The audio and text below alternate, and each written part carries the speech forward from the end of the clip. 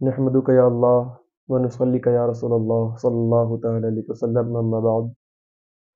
فاعوذ باللہ من الشیطان الرجیم بسم اللہ الرحمن الرحیم قال اللہ تبارک و تعالی فی القرآن العظیم والفرقان الحمید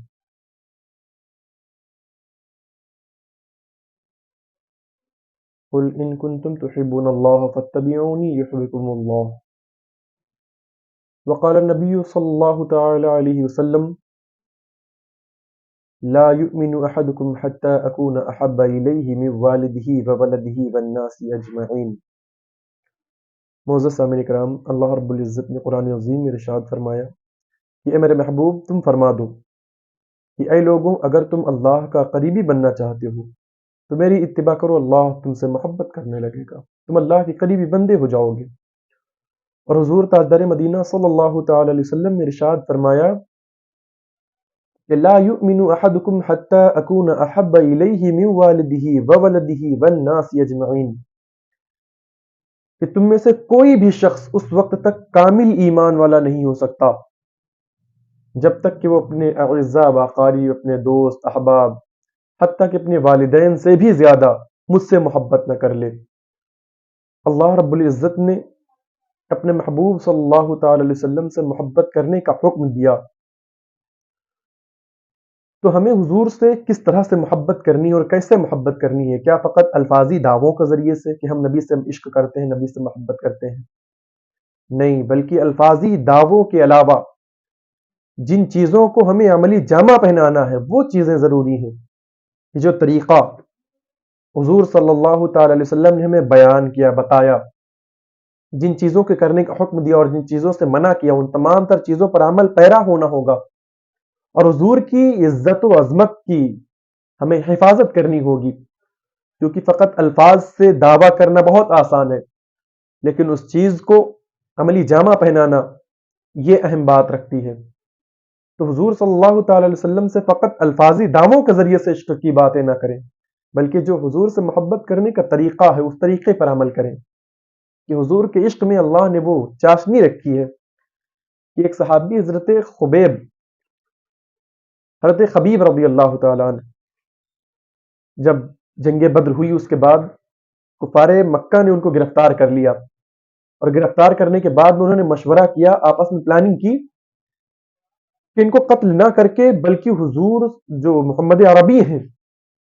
ان کو ہم ان کے ذریعے سے تکلیف پہنچائیں گے، ایذا پہنچائیں گے۔ انہوں نے مشورہ کیا کہ ان کے دندان شہید کرو، ان کو تکلیف نہیں ہوگی، ان کے صحابیوں پر حملہ کرو، ان کو تکلیف نہیں ہوگی، ان کا جانی ان کا مالی نقصان کرو، ان کو تکلیف نہیں ہوگی، لیکن اگر ان کا چاہنے والا ان کے دین سے پھر جائے گا تب ان کو بہت تکلیف ہوگی۔ تو انہوں نے آپس میں مشورہ کیا کہ خبیب کو لالچ دیتے ہیں دولت کی، اور ان کو ان کے دھرم سے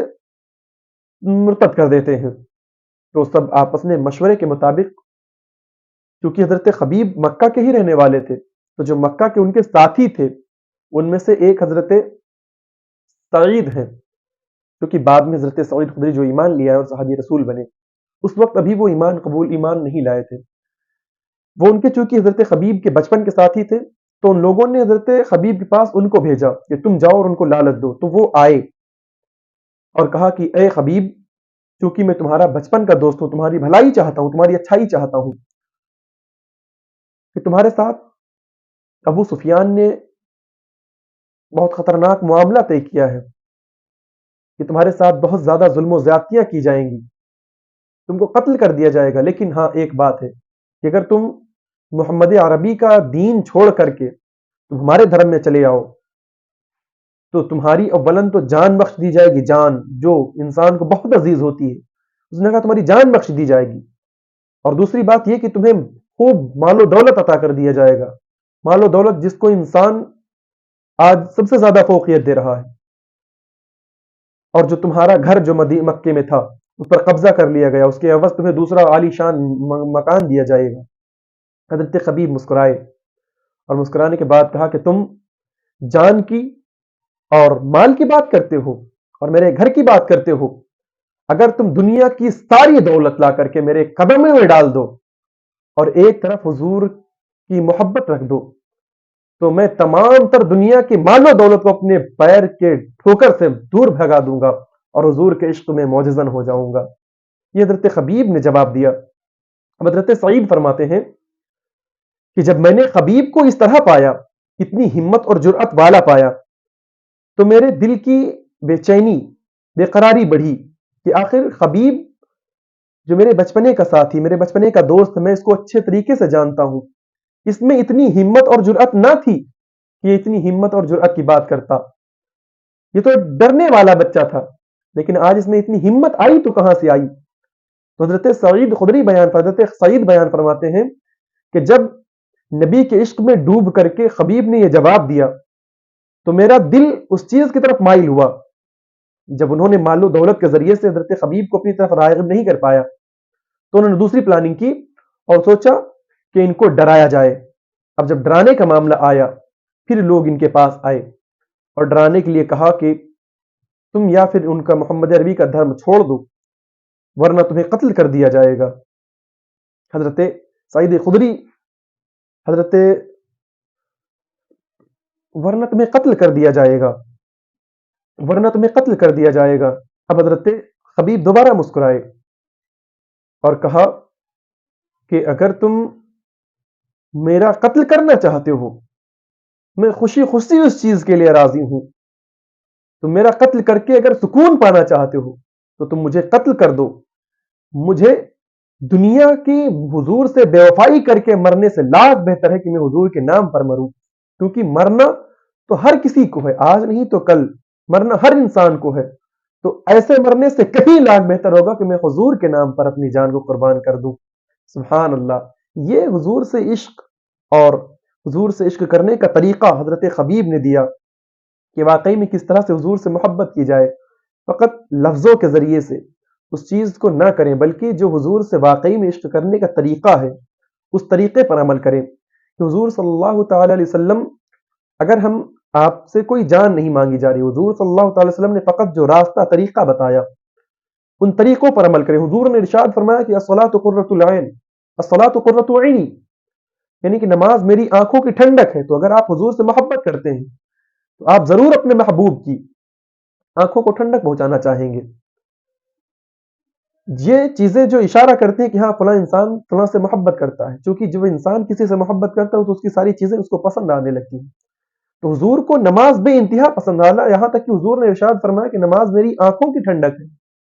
اب جو شخص حضور سے محبت کرے گا، واقعی میں حضور سے محبت کرے گا، وہ ضرور بھی ضرور نماز کی ادائیگی کرے گا. اور حضرت خبیب نے جو بیان کیا کہ تمام تر دنیا کی مال و دولت لا کر کے میرے قدموں میں رکھ دو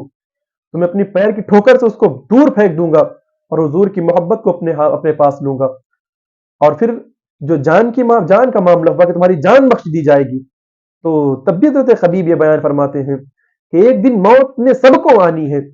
تو ایسے مرنے سے لاکھ بہتر ہوگا کہ میں حضور صلی اللہ تعالی وسلم کے نام پر اپنی جان کو قربان کر دوں. سبحان اللہ. سوچے تو اگر ایمان واقعی میں انسان مومن ہوگا، اس کی دل کی کلیاں چٹک اٹھیں گی اور اس کا ایمان تازہ ہو جائے گا. یہاں تک کہ